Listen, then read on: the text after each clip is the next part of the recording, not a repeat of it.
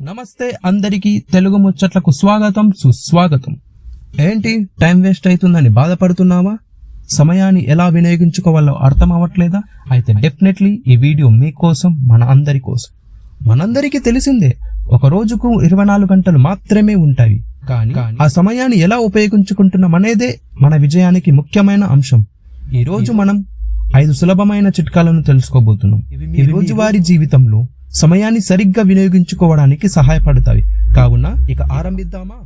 మొదటి టిప్, పనులను ప్రధాన క్రమంలో అమర్చడం. రోజు మొదట చేయవలసిన ముఖ్యమైన పనులను ముందుగా ప్రధాన క్రమంలో మార్చుకోండి. మొదట ముఖ్యమైన పూర్తి చేయడం ద్వారా మీరు సమయాన్ని సరిగ్గా వినియోగించుకుంటారు. రెండవది, టు డూ లిస్ట్ తయారు చేయండి. ఎలా అంటే, ప్రతిరోజు ప్రారంభంలో మీరు చేయాల్సిన పనుల జాబితాను రాయండి. ఇది మీ పనులను మర్చిపోకుండా సమయానికి పూర్తి